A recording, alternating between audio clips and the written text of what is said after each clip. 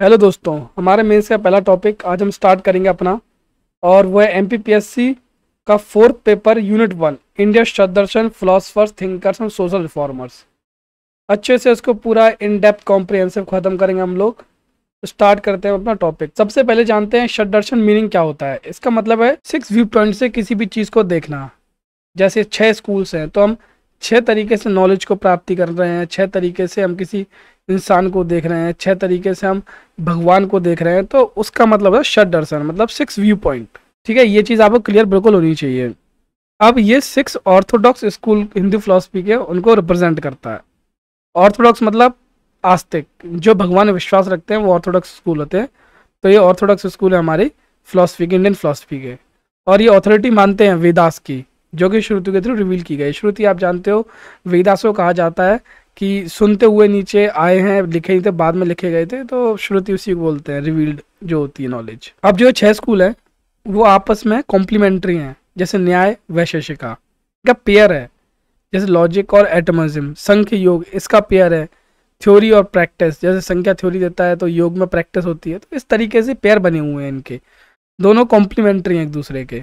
पूर्व मीमांसा उत्तर मीमांसा, या उत्तर मीमांसा को वेदांता भी बोलते हैं। रिचुअल और नॉलेज, पूर्व मीमांसा में रिचुअल होता है और वेदांता में नॉलेज होता है। देखिए, इससे आपको याद भी रहेगा कि कौन सा स्कूल किस चीज़ को रिप्रेजेंट करता है। आप प्री में भी भूलोगे नहीं। जैसे अगर पूछा जाता है रिचुअल को कौन सा स्कूल रिप्रेजेंट करता है, तो आप आंसर दोगे पूर्व मीमांसा। नॉलेज को आपको पता है पूर्व मीमांसा का उल्टा उत्तर मीमांसा या वेदांता। थ्योरी संख्या, प्रैक्टिस योग, तो ऐसे आप याद कर लोगे तो प्री में भी आपके काम आ जाएगा ये। अब न्याय स्कूल की बात करें तो न्याय स्कूल लॉजिक और रीजनिंग में विश्वास रखता है। ठीक है, तो इसके फाउंडर थे गौतम, सेज गौतम। उनको हम अक्षपदा भी बोलते हैं। देखो, अक्ष मतलब आंख होती है, पद मतलब पैर होता है। तो मतलब वही हुआ, the one who has eyes for his feet. और इनका जो टेक्स्ट मेन है वो न्याय सूत्र। उसमें 550 वर्ष हैं और 5 चैप्टर हैं उसके अंदर। आपको मेन याद रखना है कि इनका टेक्स्ट कौन सा है। तो इनका है न्याय सूत्र टेक्स्ट है इनका। किस सेंचुरी में आया था? 6 से 2nd सेंचुरी BCE में। अब न्याय का मतलब देखें, हम यहाँ से देखते हैं एक्चुअल न्याय का मतलब होता क्या है। तो नी प्लस आई, नी मतलब into, I to go, meaning that into which a thing goes, और मेथड रूल। मतलब जिस चीज़ में कोई चीज़ जाती है, लॉजिक ऐसी तो क्रिएट करते हैं ना कि भाई अगर ये ऐसा है तो ये चीज़ ऐसी होगी, देन ये चीज़ है। न्याय स्कूल का मतलब देखिए, ये सारे आपके मेंस के लिए बहुत इंपॉर्टेंट हो जाते हैं। अगर आपको आंसर लिखने को आता है तो आप एटिमोलॉजी भी दे सकते हो, कोड टेक्स्ट दे सकते हो, पीरियड दे सकते हो, फाउंडर दे सकते हो वहाँ पर। अब क्वेश्चन बनता है एक और इसमें से कि जो एपिस्टेमोलॉजिकल फ्रेमवर्क है वो क्या है न्याय स्कूल का, किस तरीके से वो नॉलेज गेन करते हैं। देखो, एपिस्टेमोलॉजी मतलब ही होता है किस वे से आप नॉलेज गेन करते हो, आपकी सोर्स ऑफ वैलिड नॉलेज क्या है, आप किस तरीके से अपने ज्ञान को बढ़ाते हो, पा रहे हो, कैसे दुनिया को जानते हो, समझते हो, वो होती है एपिस्टेमोलॉजिकल फ्रेमवर्क। ये यहाँ भी आएगा, आपका वेस्टर्न थिंकर्स की बात करें तब भी आएगा। तो आपको जो एपिस्टेमोलॉजिकल फ्रेमवर्क है उसका मतलब समझना जरूरी है। How are you acquiring knowledge, वो होता है मतलब इसका। ठीक है, अब 4 प्रमाण है यहाँ पर। मतलब न्याय के अंदर 4 तरीके से आप वैलिड नॉलेज ले सकते हो। प्रमाण मतलब प्रमाण बोल रहे हैं, ठीक है, नॉलेज को यहाँ पर। वो 4 है प्रत्यक्ष, अनुमान, उपमान और शब्द। अब इन चारों को देखिए, हमने अपना एक शॉर्ट बनाया हुआ है, उसमें और अच्छे से एक एग्जाम्पल देके सारी चीज़ें एक्सप्लेन की हुई हैं, और हम यहाँ भी करेंगे। ठीक है, तो प्रत्यक्ष, अनुमान, उपमान और शब्द, ये 4 है हमारे पास प्रमाण।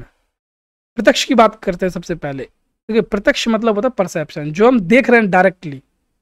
जैसे हमने एक एग्जांपल लिया था, जैसे मान लो पकौड़े तल रहे हैं, ठीक है, मानसून का मौसम है, पकौड़े तल रहे हैं, मस्त आप खा रहे हो, फिर आपको टेस्ट आ रहा है, आपको मज़ा आ रहा है, चाय के साथ पकौड़े लेके बोल रहे हो वाह मज़ा आ गया मानसून के मौसम में।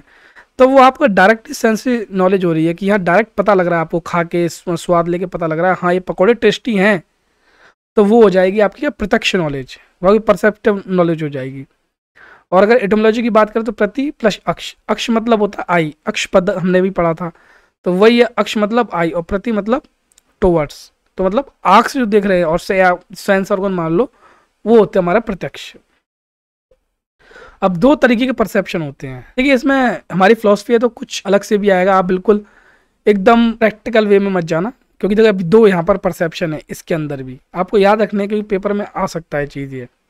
अब 2 परसेप्शन कौन से हैं, लौकिक और अलौकिक। हम यहाँ बात कर रहे हैं, पहला जो उठा रहे हैं वो लौकिक परसेप्शन। लौकिक मतलब ऑर्डिनरी, आप ऐसे अलौकिक नहीं, अलौकिक विद्या है तो वो एक्स्ट्रा ऑर्डिनरी होती है विद्या, उसको बोलते हैं। तो आ हटा दो, लौकिक हो जाएगा। लौकिक मतलब ऑर्डिनरी परसेप्शन, जो हम अभी हमने एग्जांपल दिया था पकौड़े का, वो होता है हमारा ऑर्डिनरी परसेप्शन के अंदर।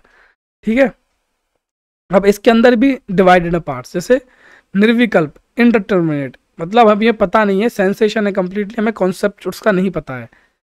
बस हम लोग गए, हमने एक लाल कलर को देखा मान के चलो, लेकिन हमें पता नहीं है कि लाल कलर है, बस देखा ही कुछ है, मतलब ये कलर है, लेकिन हमें नाम नहीं पता उसका, तो उसको बोलेंगे कॉन्सेप्चुअल कंस्ट्रक्शन के बिना हमने एक सेंसेशन ली है कि भाई कुछ तो है, ये कोई कलर तो है, पर ये नहीं पता रेड कलर है, तो वो होगी निर्विकल्प नॉलेज। ठीक है, इनडिटर्मिनेट।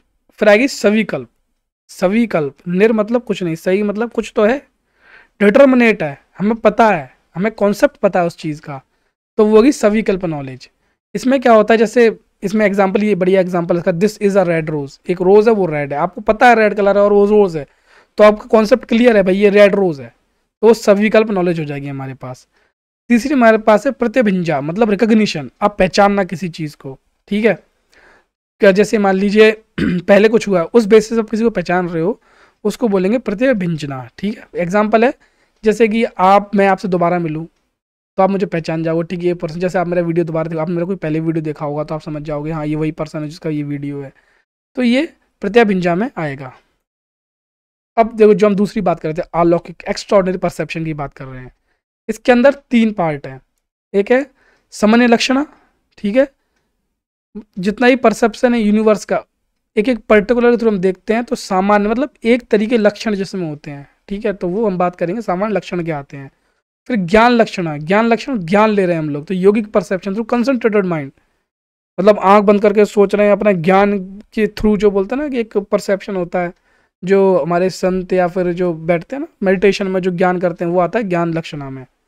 अब योगाजा, direct mystical perception of advance practitioner, अब ये जो एक्स्ट्राऑर्डिनरी भगवान दिख जाते हैं जिनको, तो वो यहाँ पर आ जाता है। ठीक है, देखिए अनुमान की बात करें तो इन्फ्रेंस, अब यहाँ पे हम लॉजिक लगाते हैं, किसी भी चीज़ का अनुमान लगाते हैं, जैसे बादल काले हैं तो बरसात हो सकती है। ठीक है, तो ऐसे काफ़ी चीज़ें होती है जिसका हम अनुमान लगाते हैं अपनी ज़िंदगी में। हमने अगर अच्छा पढ़ा है तो हम अनुमान लगाते हैं हमारा एग्जाम निकलेगा, अगर हमने अच्छे से प्री की तैयारी करी है तो हमारा प्री निकलेगा, हमने अच्छे से मेंस की तैयारी करी है, अच्छे से पढ़ा है, तो अनुमान हमारा है कि हमारा एग्जाम इतने मार्क्स आ सकते हैं, हमारा एग्जाम अच्छा हो सकता है, तो वो अनुमान है, इन्फ्रेंस है। अब इसमें देखिए डेफिनेशन भी कुछ ऐसी, immediate knowledge obtain through a logical process, मतलब लॉजिकली प्रोसेस है कि आपने पढ़ा हुआ है, सब कुछ है, आपने एक उसके थ्रू एक मीडिएशन में लाया नॉलेज को, फिर आपको पता लग रहा है कि ये चीज़ हो सकती है, तो वह अनुमान में आएगी। इटमोलॉजी की बात करें, मतलब किन किन वर्ड से मिलकर बनाई है, तो अनु, फॉलोइंग, मान, नॉलेज, नॉलेज दैट फॉलोज, मतलब यही कि हमने पढ़ा है तो फिर हमारा एग्जाम निकलेगा, तो फॉलो नॉलेज तभी तो हुई जब हमने पढ़ा है, तो वहाँ से हमारा इन्फ्लुएंस निकलता है। अब हम अनुमान के स्ट्रक्चर की बात करेंगे, जिसको हम पंचाचार न्याय भी बोलते हैं। इसके पहले टेक्निकल कंपोनेंट्स के बारे में बात करेंगे कि स्ट्रक्चर कैसे होता है। देखिए पक्ष, पहले एक एग्जांपल लेके चलते हैं हम, जैसे मान लिया हमने एग्जांपल लिया, the hill has fire.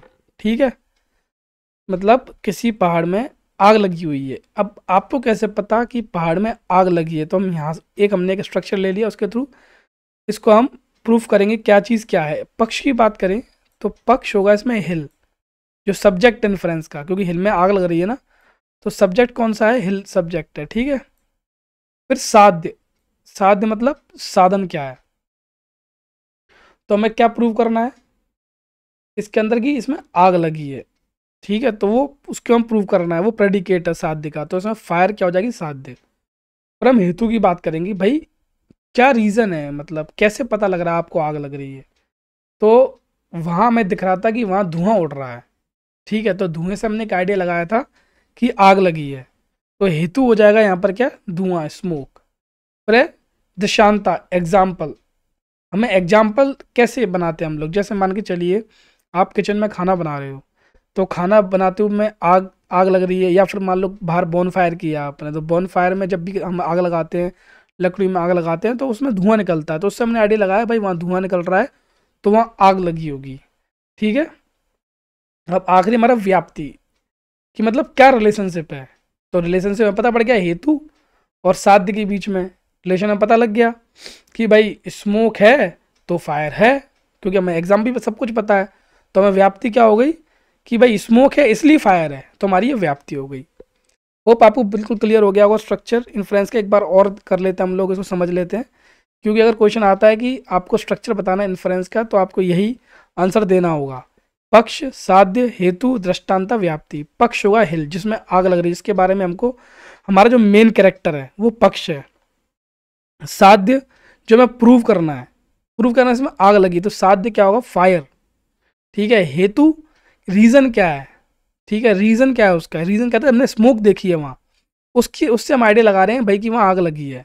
Example, हमें कैसे पता कि स्मोक है तो ही आग लगती है, हमने अपना बॉनफायर में आग लगाया तो उसमें धुआं निकलता है, तो हमको पता है भाई इसमें से धुआं निकलता है, तो वो जो धुआं निकल रहा है वो भी आग के निकल रहा होगा, तो वो एग्जाम्पल बन गया, मतलब दृष्टांत बन गया हमारा। ठीक है। और व्याप्ति हमें कैसे हो गई बाद में कि भाई जहाँ स्मोक होती है वहाँ फायर होती है, तो हमें ये व्याप्ति हो गई, तो ये स्ट्रक्चर हमारा क्लियर हो गया। अब देखिए, वो तो हो गया आपका पंचाचार, ये भी पंचाचार, लेकिन स्लोजिज्म में मतलब लॉजिक की बात चल रही है यहाँ पर।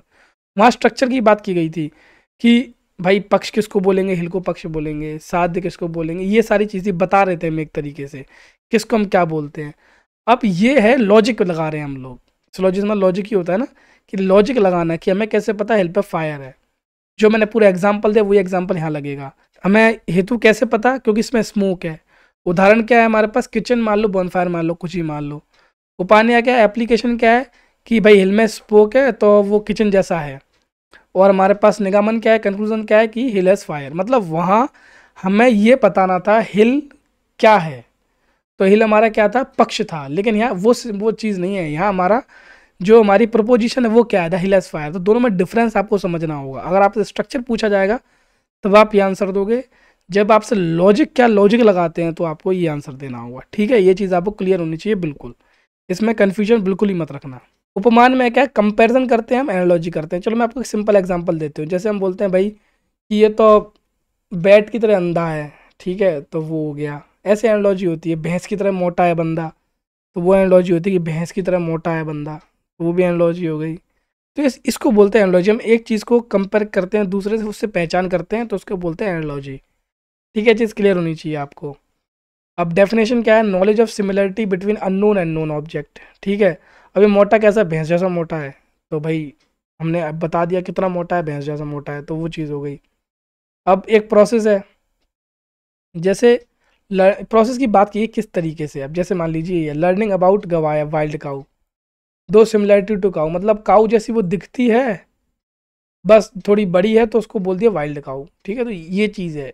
यहाँ से आप एनालॉजी कंपैरिजन करके किसी को कोई अगर एट्रीब्यूट देते हो तो उसके एनालॉजी कहते हैं। अब इसकी एपिस्टेमोलॉजिकल वैल्यू क्या है, यही है कि नोन और अननोन एक्सपीरियंस को ये जोड़ देता है। जैसे आपको कुछ पता नहीं क्या चीज़ है, तो आप एक एग्जांपल लगाते हो, अगर कितना अंधा है वो मान के चलिए, आप बोले कितना काला है, वो कोयले से भी काला है। ठीक है, तो वो एक आपको नॉलेज का ब्रिज क्रिएट कर रहा है, भाई कितना काला है, डिग्री तो बता दी ना आपने उसकी, तो वो एनालॉजी की बात आ जाती है वहाँ पर। हमारा नेक्स्ट है जो प्रमाण है वो शब्द, जिसका मतलब वर्बल टेस्टिमनी। देखिए शब्द, किसी के शब्द में विश्वास रखना। जैसे मैं आपको ये मटेरियल दे रहा हूँ, मैं आपको पढ़ा रहा हूँ, चलो मैंने तो ऑथेंटिक सोर्सेज से निकाला है, तो वो भी वो मेरे लिए शब्द हैं। जो मैंने आपको ये पढ़ा रहा हूँ ये आपके लिए शब्द है, तो ये होती है वर्बल टेस्टिमनी। ठीक है, तो इसके भी आप देखिए यहाँ पे डेफिनेशन क्या है, knowledge derived from reliable verbal communication. Verbal आप पता है कम्युनिकेशन, मैं बोल रहा हूँ, बता रहा हूँ, लिख रहा हूँ, तो वो लिखी हुई चीज़, तो वो सारी चीज़ें वर्बल कम्युनिकेशन के अंदर आ जाती है। अब इसके टाइप्स हैं शब्द के, एक है वैदिका जो स्क्रिप्ट के थ्रू आती है। ठीक है, वैदिक स्टेटमेंट जो हमारे पास है।